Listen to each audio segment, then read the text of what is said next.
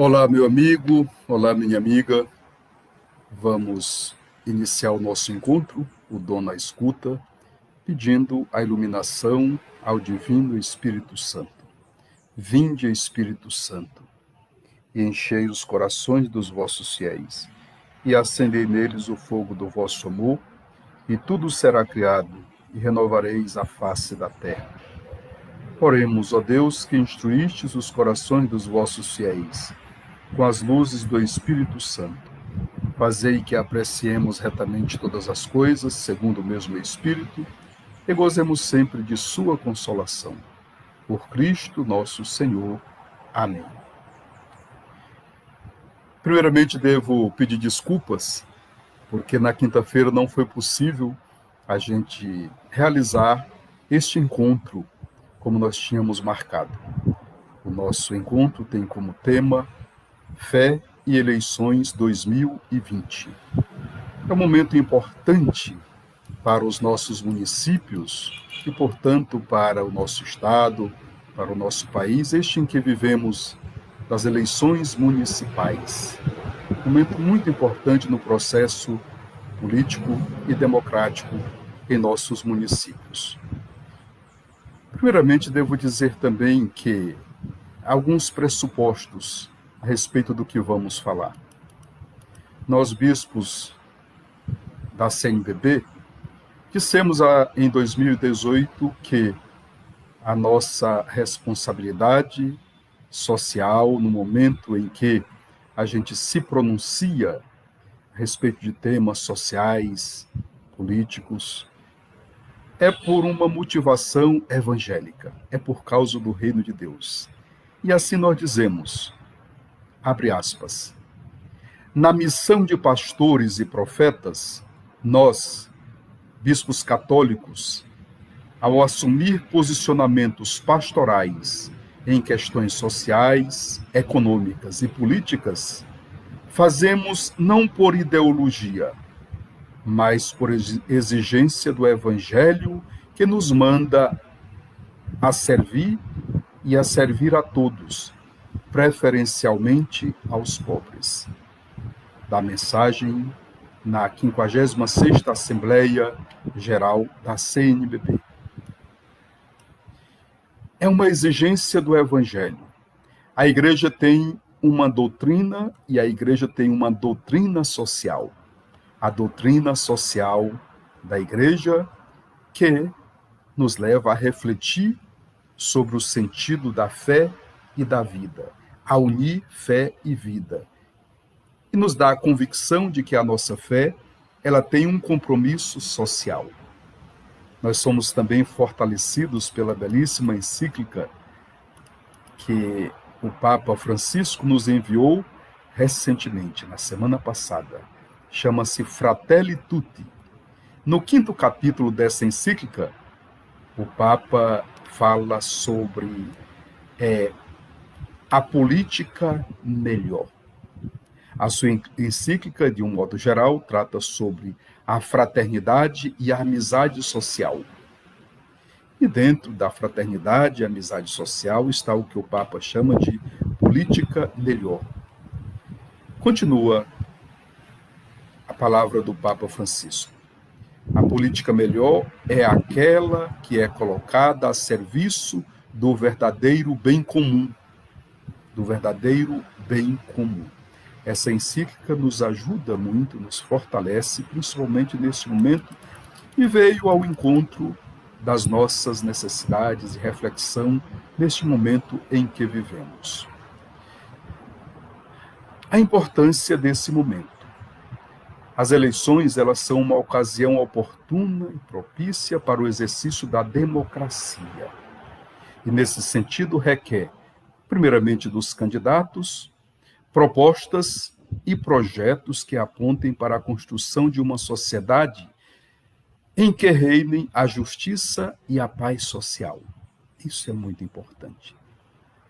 Mas também a importância da participação dos cristãos leigos e leigas, como cidadãos, como sal da terra e luz do mundo, conforme diz o Evangelho segundo Mateus, capítulo 5, versículo 13 a 14.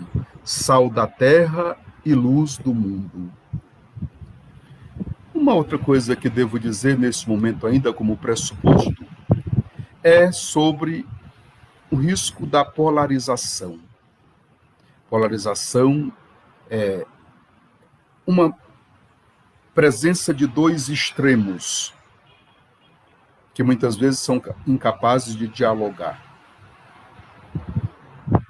Esses extremos podem ser na linha do partido, das posturas ideológicas, muitas vezes também até religioso se manifesta. E aqui nós temos uma verdade. E a verdade é a verdade do Evangelho. O Evangelho que tem como objetivo o anúncio da Boa Nova, e a Boa Nova é o reino de Deus que já é presente, ainda não plenamente, mas já está presente no nosso mundo. E o anúncio do reino de Deus é a vida, e a vida em plenitude, defesa e promoção da vida e a vida em plenitude. Portanto, é a defesa e a promoção de tudo aquilo que vai ao encontro do reino de Deus. E contrário também àquilo que é contra o reino de Deus, que é contra a vida em plenitude. Pois bem, nós vivemos esse momento que é o momento das eleições municipais. E aqui também temos alguns riscos que são, digamos assim, no sentido de que as eleições municipais, ela traz muito presente que os problemas, eles são reais, eles são muito presentes, são muito próximos a gente, e nesse sentido, os candidatos também são próximos. Há o risco de buscar soluções imediatas para os problemas pessoais, de interesses pessoais, e muitas vezes esquecer a busca de um projeto sério em vista do bem comum.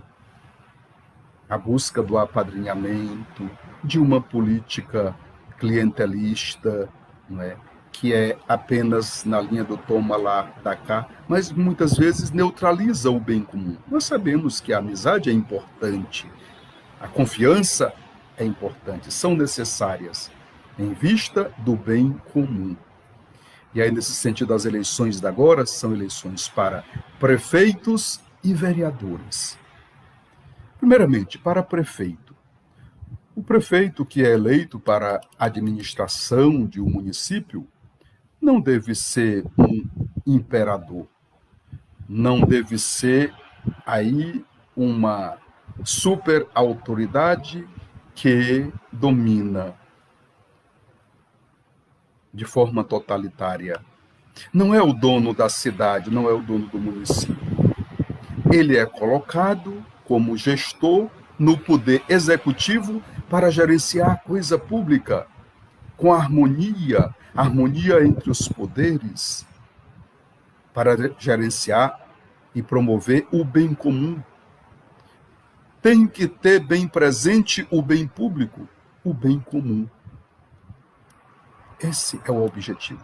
Quando você, meu irmão, que é eleitor, você vota no prefeito, você assina uma procuração para ele gerenciar aquilo que é da comunidade, que é seu também, não exclusivamente seu, mas é da comunidade, é o bem público, em vista do bem comum, e não assina uma doação daquilo que é público para o gestor, que exerce o seu mandato como um serviço à comunidade, como um serviço à população. Daí, nesse sentido, a importância de você conhecer os candidatos.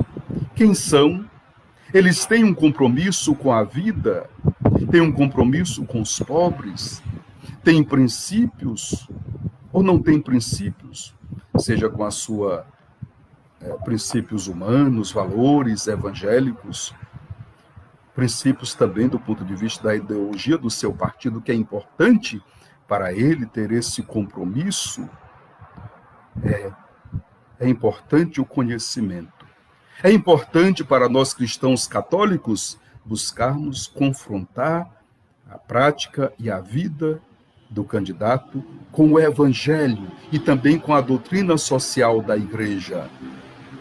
Tem princípios evangélicos, vive de forma evangélica, e quando eu digo de forma evangélica, eu estou me referindo àquela prática evangélica, como o evangelho de hoje nos fala, que bem-aventurados são aqueles que escutam a palavra e a põem em prática. Não é somente aquele que diz Senhor, Senhor. Muitas vezes podemos correr o risco de encontrar pessoas que falam muito em nome de Deus, mas tem uma prática contrária. É contrário à igreja. Se manifesta como adversário da igreja. É muito importante conhecer e confrontar com os valores do evangelho e também da doutrina social da igreja. Também elegemos os vereadores e vereadoras para o poder legislativo na Câmara de Vereadores. A Câmara de Vereadores não deve ser um departamento da prefeitura apenas. É interessante que há uma prática de que a vitória verdadeira de um prefeito é quando ele tem a maioria na Câmara. Qual é a intenção de fazer isso? Na verdade, são dois poderes distintos que devem trabalhar em harmonia, mas cada qual com a sua competência. Você deve desconfiar quando um prefeito busca ter a grande maioria na Câmara de Vereadores. Por que será este interesse? Muita atenção. Daí também a necessidade de conhecer os candidatos e candidatas a vereadores. Tem condições de gerar leis e de cumprir leis para contribuir com o bem comum? Esta é a sua função. Ou já pensa em quem vai lhe dar um emprego porque tem tantas portarias da prefeitura? É preciso também pensar nisso. Uma terceira coisa que gostaria de dizer. Alguns desafios que são enfrentados nos nossos dias. O primeiro é a corrupção e as chamadas fake news, as falsas notícias, que constituem, na verdade, uma verdadeira corrupção indireta, com a manipulação da informação. Desconfie quando alguém faz uma campanha somente se autoelogiando, se exaltando, como também quando alguém faz uma campanha apenas depreciando os outros. Atenção, a corrupção se manifesta nesse sentido, e também as fake news nesse sentido. Constitui crime. Um outro desafio é o abuso de poder. A utilização de um mandato da máquina pública para o benefício próprio, que também é um crime.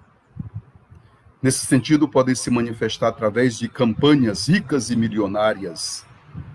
A Justiça Eleitoral tem critérios muito claros nesse sentido. E está de olhos bem abertos no cumprimento desses critérios, das exigências. É preciso dizer não às campanhas muito ricas. Nós vivemos em tempos de pandemia e na era digital. Portanto, os candidatos, a qualquer que seja o mandato, deveriam colocar as suas propostas claramente, seus planos de governo também nas mídias sociais. As pessoas têm muito acesso às mídias sociais. A grande maioria, principalmente os jovens, tem acesso às mídias sociais. A maioria tem este acesso. E não deveriam causar, por exemplo, aglomeração. Estamos também em tempo de pandemia ainda.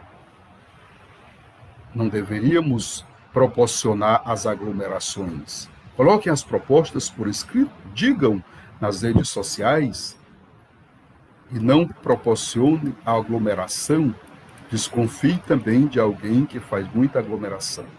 Eu diria que um candidato que nesta ocasião, em que ainda há o risco da pandemia da Covid-19, com as recomendações das autoridades sanitárias, só tem a única maneira de fazer a sua campanha, que é legítima se feita dentro dos critérios da Justiça Eleitoral, mas não fazer aglomeração neste momento. Sem outra proposta, desconfia, eu diria, não merece o nosso voto candidatos que fazem campanha desta maneira.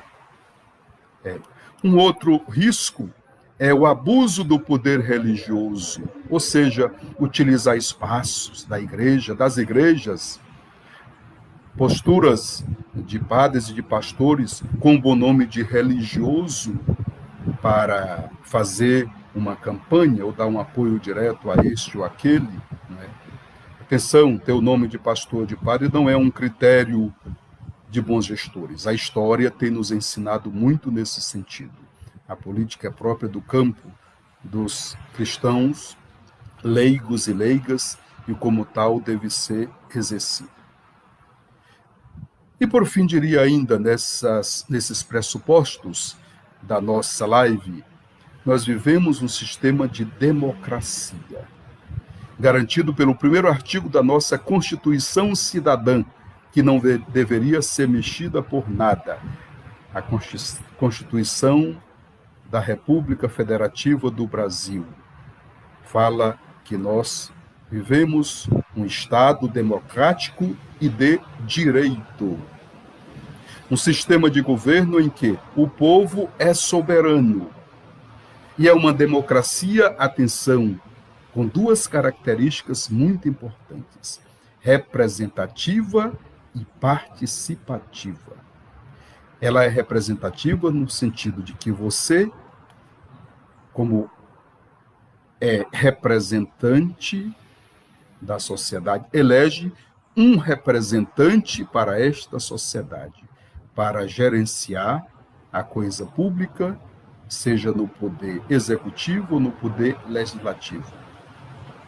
Você elege um representante, que não é dono, é seu representante. Atenção, por isso tem que ser alguém da sua inteira confiança, alguém que tenha a sua credibilidade. Depois também participativa. Você participa em dois momentos, não só agora fazendo politicagem por aí, mas você exerce essa sua participação com o seu voto, que é a sua assinatura, que é o seu poder de exercer a sua cidadania. Mas depois também a sua participação no pós-eleição. E depois como será? Você vai continuar seguindo, acompanhando, verificando, cobrando as propostas que foram apresentadas na campanha, ou você agora vai ficar alheio à situação e não vai mais participar? Há muitas maneiras de participar, buscando políticas públicas através dos conselhos. Cada município tem os conselhos, a Casa dos Conselhos, Conselho de Saúde, Conselho de Educação, Conselho de Segurança Pública, Conselho de Segurança e tantos outros conselhos que devem ser constituídos por representações da sociedade civil organizada, tanto do governo como também não do governo, da sociedade, digamos, organizada, através das instituições não governamentais, como a igreja também. Pois é, essa participação, né? Tenha um canal de seguimento ao seu candidato para você poder estar em sintonia com ele, você poder estar sugerindo, cobrando aquilo que deve ser. Sim, nós temos uma responsabilidade muito grande neste momento. A gente agradece a Deus pelas pessoas que se dispõem, colocam seus nomes à disposição da comunidade e da sociedade. É um gesto de coragem, se realmente é muito bem intencionado nesse sentido. Gesto de coragem, gesto que pode ser um gesto de compromisso. E assim também aqueles que vão eleger, que são a grande maioria. Nós temos uma missão. Vocês têm uma missão, candidatos. Eu peço a Deus, neste momento, que abençoe, que faça com que seja, neste momento, uma campanha de diálogo, de respeito aos diferentes, que reine a paz, que cada um possa dizer de uma forma muito livre, muito responsável, as suas propostas de governo e assim possam obter a possibilidade de serem avaliados e eleitos de acordo com as necessidades do povo, sobretudo dos pobres, em sintonia com o reino de Deus e colaborando com o reino de Deus. Assim se manifesta a nossa responsabilidade. Temos esta missão de resgatar, neste momento da nossa história, a política melhor e resgatar a esperança nesse momento tão difícil ainda, em que somos marcados negativamente pelos efeitos da pandemia que ainda está presente, mas precisamos resgatar essa esperança e resgatar cada vez mais uma política melhor.